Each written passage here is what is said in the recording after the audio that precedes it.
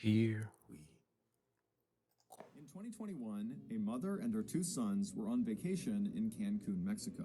One night, while they were staying at their resort, all the kids were invited to play in this big game of resort-wide hide-and-seek, where the hotel staff would count and the kids would hide. Oh, And that so one sounds of fun. this woman's sons decided he wanted This to play. music sounds And familiar. after the staff began counting, he took off running. And after only a few seconds, he finds the perfect hiding spot. It's this little nook tucked away in the darkness right on the edge of the hotel's property. But after he got down in this little space and he tucked down and he's hiding, he realized he was not alone. But before we get into that story, if you're a fan of the strange, dark, and mysterious delivered in story format, then you've come to the right place because that's all we do, and we upload once a week. So, if that's of interest to you, the next time you're serving ice cream at the local county fair and the like button comes up to you and asks for a vanilla cone, give them one, but don't use vanilla ice cream, use vanilla mayonnaise. Also, please subscribe to our channel and turn on all notifications. Why am so you I? don't miss any of our I thought you weekly gonna say uploads. use ammonia. Okay, let's get into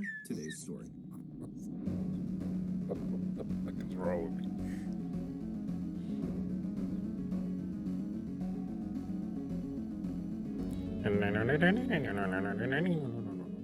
Hide and seek.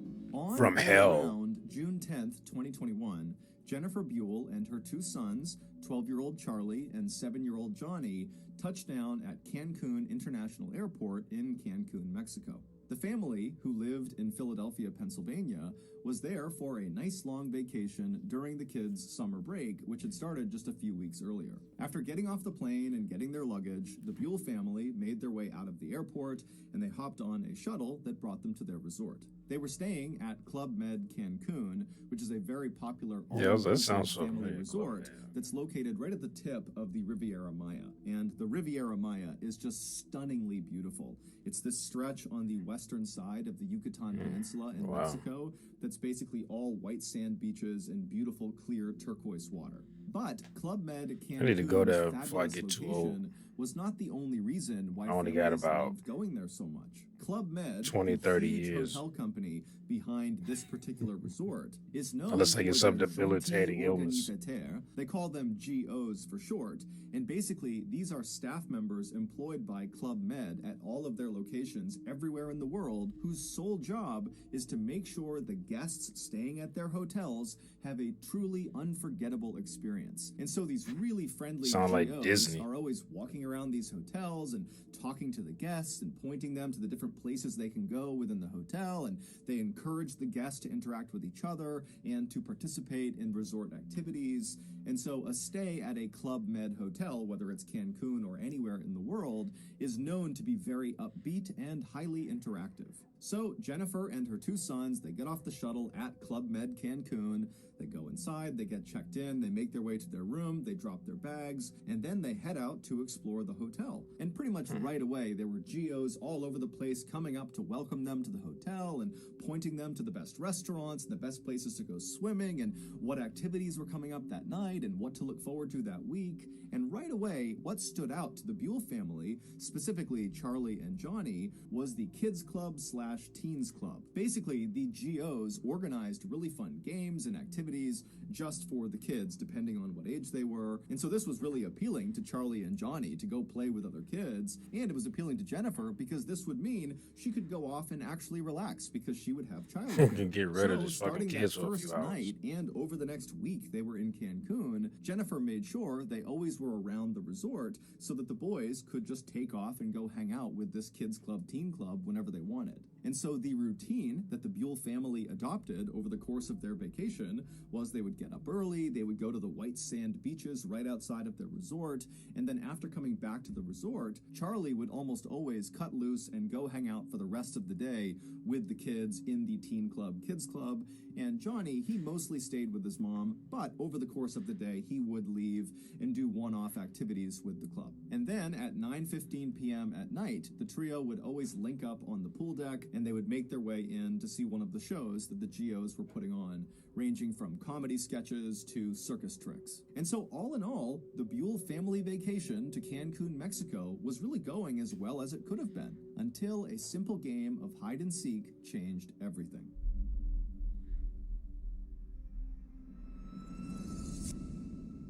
On June 18th, so roughly 1 week after the Buell family had arrived in Mexico, the family got up and they began their typical vacation routine. They headed to the beach, and then afterwards, Charlie broke off and went to spend time with the kids at the Teen Club Kids Club, and Johnny and Jennifer, they mostly stayed together for the rest of the afternoon. That evening, around 8:30 p.m., after all three of the Showing all Buells these had happy dinner, pictures. they decided to split up before know the bad rejoining part's at coming. 9:15 to go in and see a show. Johnny wanted to head downstairs and go see a kids-only show. Jennifer wanted to head up to the second level to have chocolate fondue dessert with a friend she had made at the resort, and Charlie wanted to meet up with his friends from the Kids Club Teens Club out on the pool deck where the GOs were organizing a big game of hide and seek.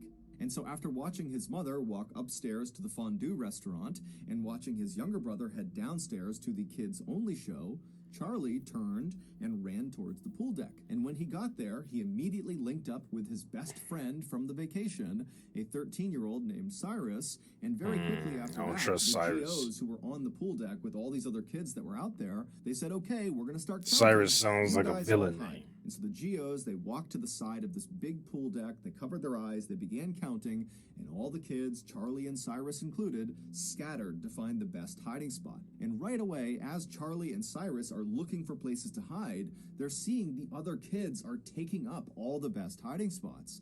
And so for a second, they're panicking. They're not going to have a good spot. Then, both of the boys looked over to the side of the pool deck, and they realize there is a perfect hiding spot that nobody's taken. Around the outside of this huge open-air pool deck was a metal fence. It was only a couple of feet tall, and it was made up of metal bars, so you could see right through it. It was basically in place just to denote the edges of the resort property, and on one length I of feel this like perimeter fence, the there's south gonna be some side of animal this or- fence, there was a gate built into this fence, and this gate was almost always closed and locked. The only time it was opened was when a GO or another hotel staff member would open it to lead guests out of the resort property to go off and do some excursion. But for some reason, on the night of June I thought it was gonna be 18th, some pedophile this fence stuff, but was wide it's open. maybe On the some other side animal or of this something. fence was just a small Or they rectangular fall in the water or platform something. that jutted out about 10 feet from the pool deck, same level as the pool deck. And if you were standing on this platform with your back to the pool deck,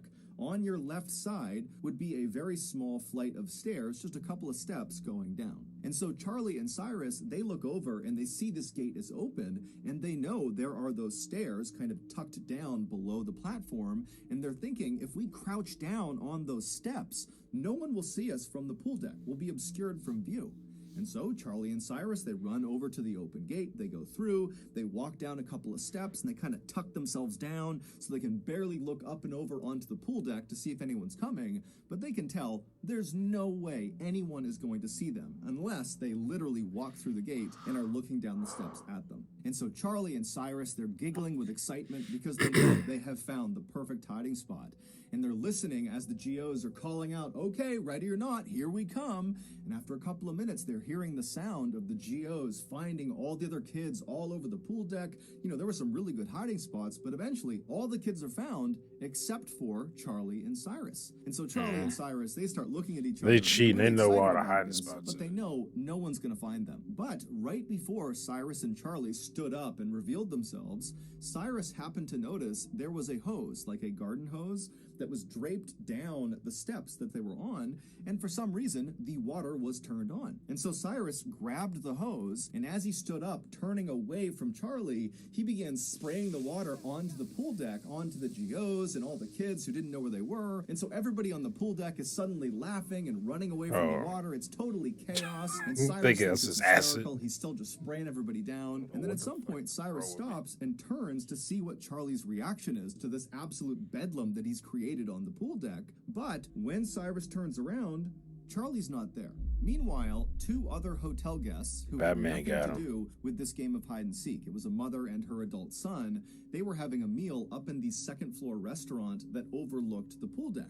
And as they're sitting there enjoying their meal, they suddenly hear the sound of boys screaming. Now, immediately, they both can tell this is not a play scream. Someone is actually in danger, someone is hurt, something's going on here, and they try to look down onto the pool deck where these screams seem to be coming from, but they can't tell. It's dark out there, they can't see what's going on, and so acting on instinct, the woman and her son just stand up and start running through the restaurant and making their way downstairs. And as they're doing this, the woman's husband actually sees her charging through, and he, along with two other boys that happen to be near him, just start running after them, knowing that whatever's going on, it's bad, so they have to go help. And so when these 5 people get down to the pool deck, they hear the sound of the boys screaming again, and they can tell it's coming from that open gate, that platform area where Charlie and Cyrus had been hiding. And so these 5 people charge through the still open gate. They go out onto this platform and they look down the little flight of stairs and they see Cyrus. They don't see anybody else on the platform. It's just this one boy, and he looks totally shaken up, totally hysterical,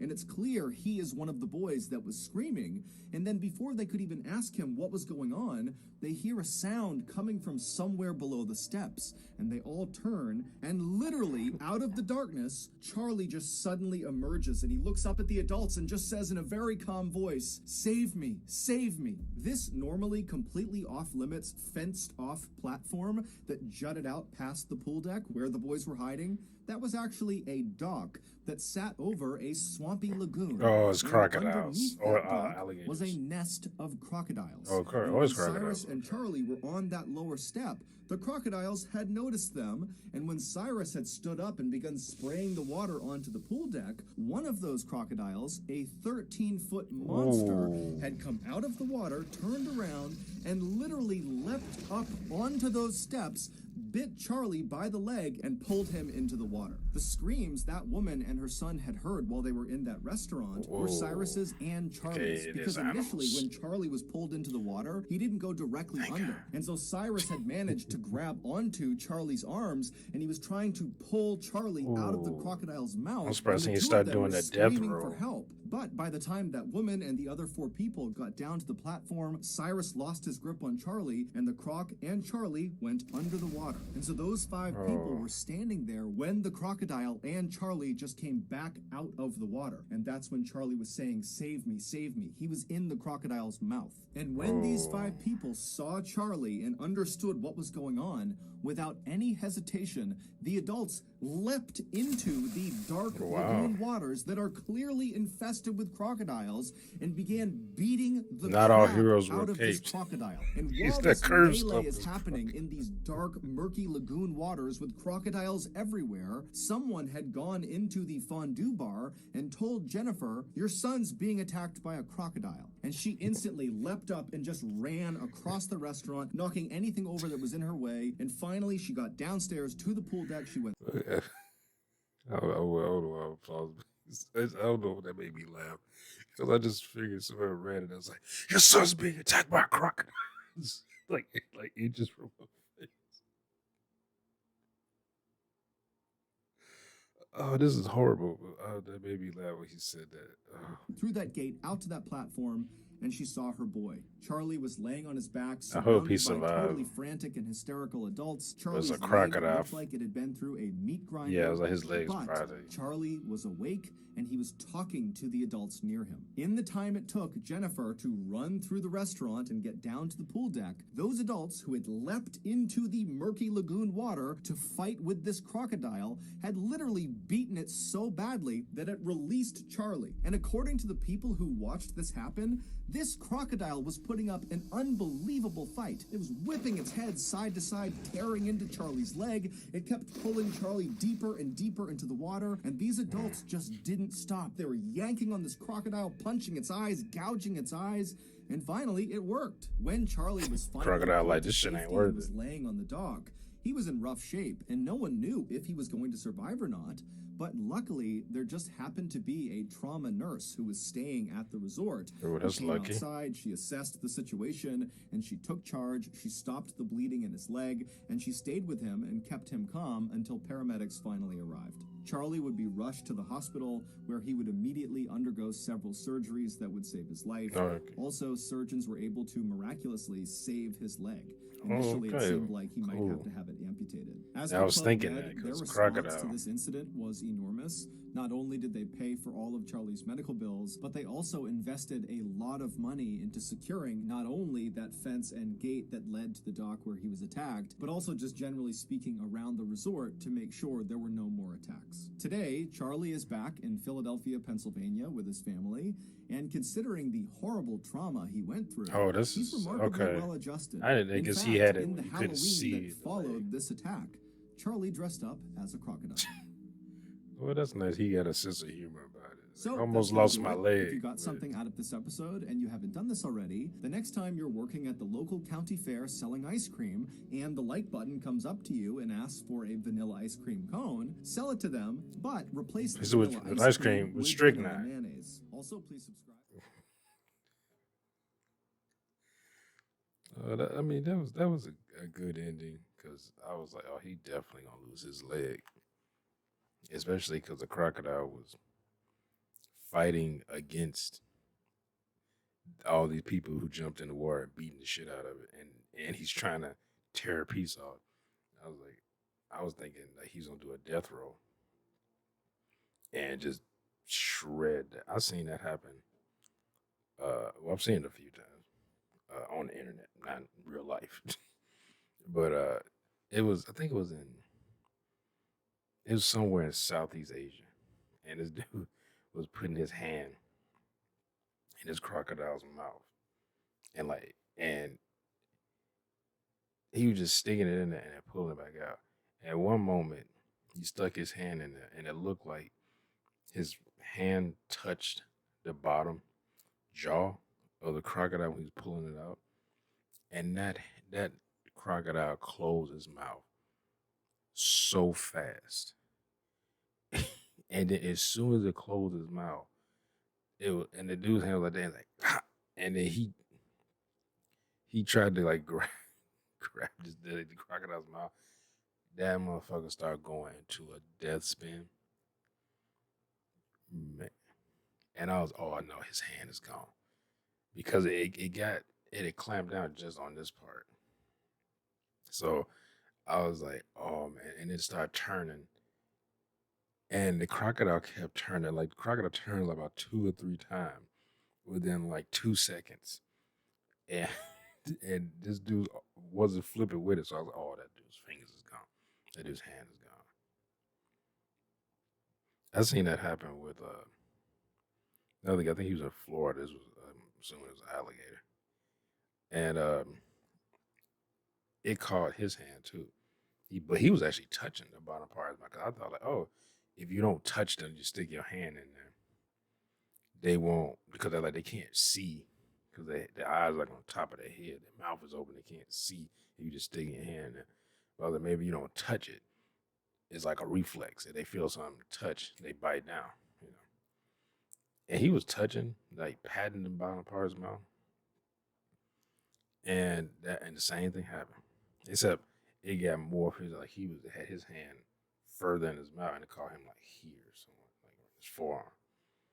And that motherfucker. Well, first he did that like he did that like whip with his, and then he started spinning. Oh, whoa! He started spinning, and that dude, in that instance, that dude rolled with him a couple times, but the thing was spinning too quick, and also you just see blood, and then the video. As soon as you saw blood, I mean, I've seen it happen with a woman too, but it caught her. It like came up and caught her on her elbow, kind of, or like maybe here, or like somewhere around here. And it didn't do a death roll though. It was just like doing like that, and she was just and she like grabbed her arm. She was trying to like keep it from whipping, and when it opened his mouth, like he was trying to get a better grip. As soon as it opened her mouth, she pulled away, and I was like, that and that people was already like there was some people like jumped over the fence, and she was like trying to crawl away. This motherfucker was coming out because it was like kind of in the water. I was coming about that water, and people they grabbed her, and somebody started like hitting it with a stick. The thing was It was about over, and then it just whipped back and jumped in the water. And I was like, this dude was hitting like right on the top. He's like, trying to hit in the eyes. So I was like, yeah, that's what you want. I was like, you had to get rid of that or put that. But that I don't know if that was a crocodile or alligator. I don't remember exactly what the snout looked like, but in that third time, that third one that bit that one there. But I was like, I was like, you had to put that thing down because I figured the thing you don't want is a blind wild animal. It's like, especially animals that really rely on their eyes, and now they're blind, so their first instinct to me would be to attack. That's the same thing like rhinos. Like I said, rhinos are actually not aggressive in nature, but they have like horrible eyesight. I think they're nearsighted or something, but they have horrible eyesight, and so whatever is near them, they just attack it because there's that better safe than sorry. So I'm just going. I see like that. I guess they. I remember someone had like some scientists had like the way it was showing like how animals see, it was showing like how dogs sees and stuff like that, and like cats, and it talked about a rhino, and it would look like this motherfucker just sees like within a certain distance. It's it's kind of it's okay, but once you get past it, this it's like I mean it's just like me, like anything it starts getting further and further away, the more blur and blur it gets, and that's what and it was like basically like putting Vaseline on a camera lens and trying to look through. Like it was that thing's eyesight is hard. No wonder it just attacks everything. I mean, if I was in the wild and I had a horrible eyesight like that, I would just attack anything that nears me. If I don't recognize the scent, like have even if other rhinos, because male rhinos fight other rhinos for mating rights. But like I know they know the scent of their children and stuff like that. And then I don't. Are rhinos monogamous? I'm not sure. I thought they were pretty much like every other animal in the animal kingdom, where they mate and the male's like, all right, I guess I'm gonna fuck off, and the female raises the kid, kind of like humans in a lot of ways, like like a lot of people I've known in my life. But yeah, I'm glad that was a happy ending. Because I was oh, at least the kid's alive, and that's he might lose his leg, but you got another one, and you know we made great strides in prosthetics, and uh, so it's I like be cool. Get one of those cool little, you know. Well, I don't think they give those. I was thinking those little, like those like half circle ones that you see them people jumping and running on. I don't think they do that unless you get both legs amputated. But he get a cool prosthetic, I guess. Maybe we get to the point where you'd be like a cyborg, cybernetic implant. The people gonna start just cutting off limbs. Like, I don't want that. But anyway, hope y'all enjoyed my reaction. Whenever you did, make sure you hit that thumbs up button down below. Make sure to subscribe if you're new. Hit that bell if you want to be notified when I upload the videos. Comment down below. Share this video. I'll see y'all next time. Peace.